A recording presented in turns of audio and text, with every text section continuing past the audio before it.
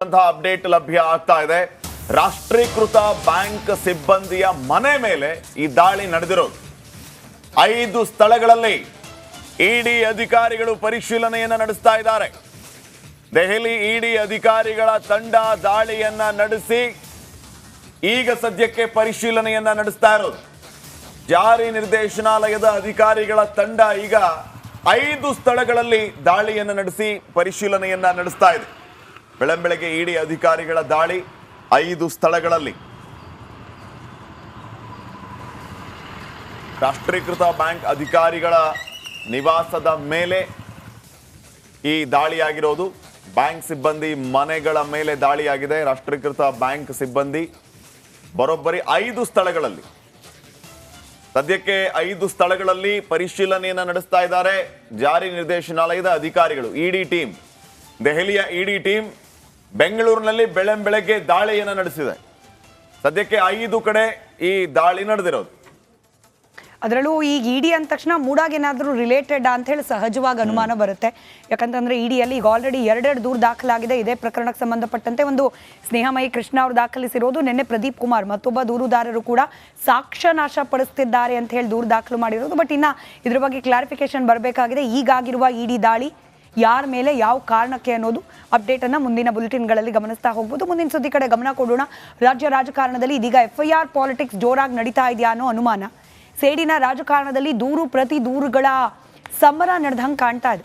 ಸರ್ಕಾರದ ವಿರುದ್ಧ ವಿರೋಧ ಪಕ್ಷಗಳು ಆರ್ಭಟಿಸ್ತಾ ಇದೆ. ಅದರಲ್ಲೂ ಮಾತಿನ ಬಾಣಗಳನ್ನೇ ಎಸೆಯುತ್ತಿದ್ದಾರೆ. ಕೇಂದ್ರ ಸಚಿವ ಕುಮಾರಸ್ವಾಮಿ ಇವ್ರ ಮೇಲೆ ನಿನ್ನೆ ಮತ್ತೊಂದು FIR ದಾಖಲಾಗಿದೆ. ಆ ಕುರಿತಾದ ಒಂದು ಕಂಪ್ಲೀಟ್ ಡೀಟೇಲ್ಸ್ ನಿಮ್ಮ ಮುಂದೆ.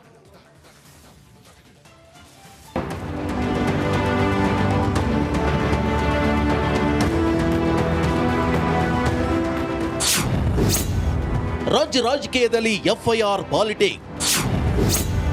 ಕುಮಾರಸ್ವಾಮಿ ವರ್ಸಸ್ ವಿಜಯ್ ಟಾಟಾ. ಕೇಂದ್ರ ಸಚಿವ HD ಕುಮಾರಸ್ವಾಮಿ ವಿರುದ್ಧ ಉದ್ಯಮಿ ವಿಜಯ್ ಟಾಟಾ ಜೀವ ಬೆದರಿಕೆ ಆರೋಪ ಮಾಡಿದ್ದಾರೆ. ನಿನ್ನೆ ಅಮೃತಹಳ್ಳಿ ಠಾಣೆಗೆ ಈ ಬಗ್ಗೆ ವಿಜಯ್ ಟಾಟಾ ದೂರು ಕೊಟ್ಟಿದ್ರು.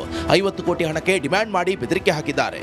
2018ರಿಂದ JDSನಲ್ಲಿ ಗುರುತಿಸಿಕೊಂಡಿದ್ದು ಟಾಟಾ ಹೇಳಿದ್ರು. ಈ ಸಂಬಂಧ ಪೊಲೀಸರು ದೂರು ದಾಖಲಿಸಿದ್ರು.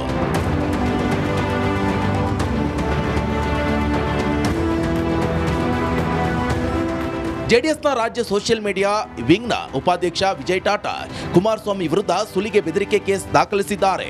ದೂರಿನ ಆಧಾರದಲ್ಲಿ BNS ಸೆಕ್ಷನ್ 308(2), ಸುಲಿಗೆ ಜೊತೆಗೆ BNS ಸೆಕ್ಷನ್ 351(2) ಜೀವ ಬೆದರಿಕೆ ಅಡಿ FIR ದಾಖಲಾಗಿದ್ದು, A1 ರಮೇಶ್ ಗೌಡ ಆದ್ರೆ A2 ಕುಮಾರಸ್ವಾಮಿ. ಇತ್ತ ಇಬ್ಬರ ವಿರುದ್ಧ FIR ದಾಖಲಾಗ್ತಿದ್ದಂತೆ ವಿಜಯ್ ಟಾಟಾ ವಿರುದ್ಧವೂ ಪ್ರತಿ ದೂರು ದಾಖಲಾಗಿದೆ. ರಮೇಶ್ ಗೌಡ್ರ ಮನೆಗೆ ಬಂದಿದ್ದಾರೆ. ಲಾಸ್ಟ್ ಮಂತ್ ಬಂದಿದ್ದಾರೆ. ಬಂದು ಈ ಥರ ಅವರು ನಿಖಿಲ್ ನಿಂತ್ಕೊಳ್ತಾ ಇದ್ದಾರೆ. ಚನ್ನಪಟ್ಟಣದಲ್ಲಿ ಟಿಕೆಟ್ ಕನ್ಫರ್ಮ್ ಆಗಿದೆ, ಅದಕ್ಕೆ 50 ಕೋಟಿ ಬೇಕಾಗತ್ತೆ ಅಂತ ಅಂದರೆ ಸಡನ್ ಆಗಿ ಮಾತಾಡ್ತಾ ನನಗೆ ರಮೇಶ್ ಗೌಡರು ಫೋನ್ ಮಾಡಿ ಕೊಟ್ಟರು. ಅದರಲ್ಲಿ ನಮ್ಮ ಕುಮಾರಸ್ವಾಮಿ ಅವರು ಮಾತಾಡಿದರು. ಲಾಸ್ಟ್ ಟೈಮ್ ಕ್ಯಾಂಪೇನ್ ಅಫ್ಕೋರ್ಸ್ ನಾನೇ ಮಾಡಿದ್ದೀನಿ, ನಾವೇ ಖರ್ಚು ಮಾಡಿದ್ದೀವಿ. 2019 ಕ್ಯಾಂಪೇನ್ ನಾವೇ ಖರ್ಚು ಮಾಡಿದ್ವಿ. ಇದಕ್ಕೆ ಇದು ತುಂಬ ಇಂಪಾರ್ಟೆಂಟು, ಪ್ರೆಸ್ಟೀಜಿಯಸ್ ಟಿಕೆಟ್ ಟೈಮ್ಗೆ.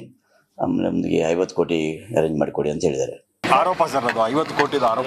ಅದಕ್ಕೆಲ್ಲ ಉತ್ತರವೆಲ್ಲ ಬೇಡ ಸರ್. ಕಂಪ್ಲೇಂಟ್ ಎಲ್ಲ ಆಗಿದೆ ಕೋರ್ಟ್ಗಳಲ್ಲಿ ನನಗೇನು ಸಂಬಂಧ?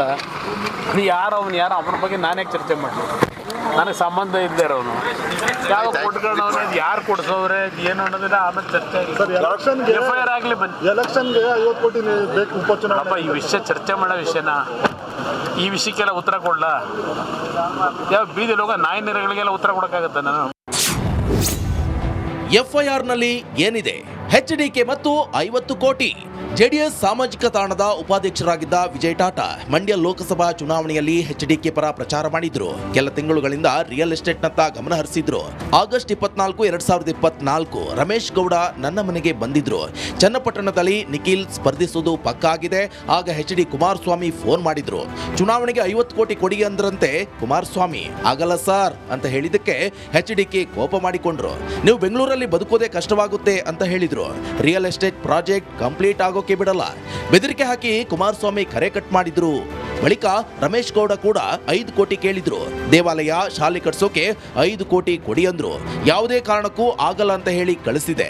ವಿಜಯ್ ದೂರು ಆಧರಿಸಿ FIR ಈಗ ದಾಖಲಾಗಿದೆ. Ramesh Gowda A1 ಆರೋಪಿಯಾದರೆ HD Kumaraswamy A2 ಆಗಿದ್ದಾರೆ.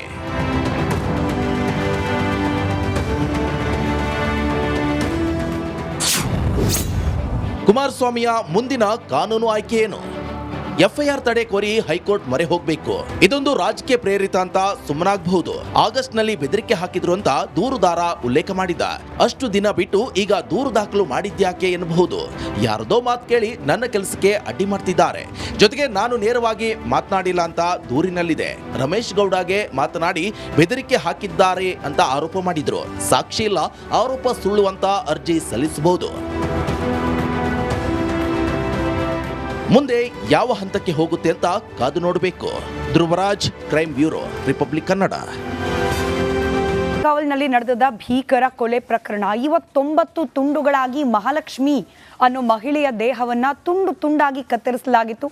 ಈ ಕೊಲೆ ಪ್ರಕರಣದ ಆರೋಪಿ ಕೂಡ ಸ್ಯೂಸೈಡ್, ಆತ್ಮಹತ್ಯೆಗೆ ಶರಣಾದ್ರು ಅನ್ನೋ ಮಾಹಿತಿ ಕೂಡ ಸಿಕ್ಕಿತು. ಹಾಗಾದ್ರೆ ಕೊಲೆ ಯಾಕೆ ಮಾಡಿದ್ರು, ಯಾರು ಮಾಡಿದ್ರು, ಈ ಬಗ್ಗೆ ಅನೇಕ ಪ್ರಶ್ನೆಗಳು ಹಾಗೆ ಉಳಿದು ಬಿಟ್ಟಿತ್ತು. ಇದೀಗ ತನಿಖೆಯ ಭಾಗವಾಗಿ ಯಾಕೆ ಆಯ್ತು ಕೊಲೆ ಅನ್ನೋದಕ್ಕೆ ಸಂಬಂಧಪಟ್ಟಂತೆ ಒಂದಷ್ಟು ಮಾಹಿತಿಗಳು ಲಭ್ಯವಾಗಿದೆ. ಅದರ ಡೀಟೇಲ್ ರಿಪೋರ್ಟ್ ನಿಮ್ಮ ಮುಂದೆ.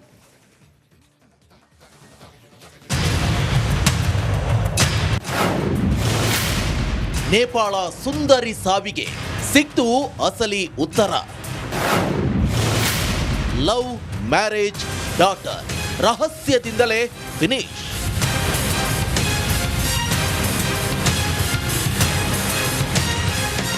ಸಿಲಿಕಾನ್ ಸಿಟಿಯನ್ನ ಬೆಚ್ಚಿ ಬೀಳಿಸಿದ ಮಹಾಲಕ್ಷ್ಮಿ ಭೀಭತ್ಸ ಕೊಲೆಗೆ ಕೊನೆಗೆ ಉತ್ತರ ಸಿಕ್ಕಿದೆ. ಸುಂದರಿಗೆ ಮುಕ್ತಿ ನೀಡಿದ್ಯಾಕೆ? ಮುಕ್ತಿ ರಂಜನ್ಗೂ ಮಹಾಲಕ್ಷ್ಮಿಗೆ ಇದ್ದ ಸ್ನೇಹ ಎಂಥದ್ದು ಎಂಬ ಉತ್ತರ ಸಿಕ್ಕಿದೆ. ಆದರೆ ಕೊಲೆಗೆ ಈ ಇಬ್ಬರ ನಡುವೆ ಇದ್ದ ಅತಿಯಾದ ಸಲುಗೆಯೇ ಕಾರಣ ಅಂತ ಹೇಳಲಾಗ್ತಿದೆ. ಹೌದು, 8 ತಿಂಗಳ ಹಿಂದೆ ಗಂಡನ ಜೊತೆಗೆ ಜಗಳವಾಡಿದ್ದ ಮಹಾಲಕ್ಷ್ಮಿ ನೆಲಮಂಗಲ ಬಿಟ್ಟು ಬೆಂಗಳೂರಿಗೆ ಬಂದು ಕೆಲಸಕ್ಕೆ ಸೇರಿದ್ಲು. ತಾನು ಕೆಲಸ ಮಾಡ್ತಿದ್ದ ಕಡೆ ಫ್ಲೋರ್ ಮ್ಯಾನೇಜರ್ ಆಗಿದ್ದ ಮುಕ್ತಿರಂಜನ್ ರಾಯ್ ಜೊತೆ ಪರಿಚಯವಾಗಿತ್ತು. ಪರಿಚಯ ಸ್ನೇಹಕ್ಕೆ ತಿರುಗಿ ಒಮ್ಮೊಮ್ಮೆ ಕೆಲಸ ಮುಗಿಸಿ ಮಹಾಲಕ್ಷ್ಮಿಯನ್ನ ಮುಕ್ತಿರಂಜನ್ ಡ್ರಾಪ್ ಮಾಡ್ತಿದ್ದಂತೆ. ಬಳಿಕ ಕ್ರಮೇಣ ಇಬ್ಬರ ಮಧ್ಯೆ ಪ್ರೀತಿ ಶುರುವಾಗಿತ್ತು. ಮಹಾಲಕ್ಷ್ಮಿಯು ಈ ಮದುವೆಗೆ ಒಪ್ಕೊಂಡಿದ್ಲಂತೆ. ಆದ್ರೆ ತನಗೆ ಮದುವೆಯಾಗಿ ಮಗು ಇರುವ ವಿಚಾರವನ್ನ ಮಹಾಲಕ್ಷ್ಮಿ ಮುಚ್ಚಿಟ್ಟಿದ್ಲಂತೆ. ಇದೇ ವಿಚಾರ ಕೊನೆಗೆ ಮಹಾಲಕ್ಷ್ಮಿಯನ್ನ ಕೊನೆಗಾಣಿಸಿದೆ. ಮುಕ್ತಿರಂಜನ್ ರಾಯ್ಗೆ ಅವಳಿ ಜವಳಿ ಸಹೋದರರು. ಓರ್ವ ಬೆಂಗಳೂರಿನ ಹೆಬ್ಬಗೋಡಿಯಲ್ಲಿದ್ದ, ಮತ್ತೋರ್ವ ಒಡಿಶಾದ ಗಂಜಂನಲ್ಲಿ ವಿದ್ಯಾಭ್ಯಾಸ ನಡೆಸ್ತಿದ್ದ. ಆಗ ಮನೆಯಲ್ಲಿ ರಂಜನ್ ಮದುವೆ ಬಗ್ಗೆ ಮಾತನಾಡಿದ್ನಂತೆ. ಅಲ್ಲಿಗಾಗಲೇ ಮಹಾಲಕ್ಷ್ಮಿ ನಡವಳಿಕೆ ಬಗ್ಗೆ ಅನುಮಾನಗೊಂಡ ರಂಜನ್ ಮಹಾಲಕ್ಷ್ಮಿ ಬೇರೆ ಯುವಕರ ಜೊತೆಗೆ ಸಂಪರ್ಕದಲ್ಲಿ ಇರೋದು ಗೊತ್ತಾಗಿತ್ತು, ದೂರವಾಗಿದ್ರಂತೆ. ಇಷ್ಟಾದ್ರೂ ಬಿಡದ ಮಹಾಲಕ್ಷ್ಮಿ ತಾನು ಅವನಿಗೆ ಡಿವೋರ್ಸ್ ಕೊಡ್ತೀನಿ, ಒಂದು ವೇಳೆ ನೀನು ನನ್ನ ಮದುವೆ ಆಗಿಲ್ಲ ಅಂದ್ರೆ ಪೊಲೀಸರಿಗೆ ದೂರು ನೀಡ್ತೀನಿ ಅಂತ ಬೆದರಿಕೆ ಹಾಕಿದ್ಲಂತೆ. ಇದಾದ ಬಳಿಕ ಕೊಲೆಯ ಹಿಂದಿನ ದಿನ ಮುಕ್ತಿರಂಜನ್ ವೀಕ್ ಆಫ್ ಇತ್ತಂತೆ. ರಂಜನ್ ಹುಡುಕಿಕೊಂಡು ಹೆಬ್ಬಗೋಡಿಯ ಮನೆಗೆ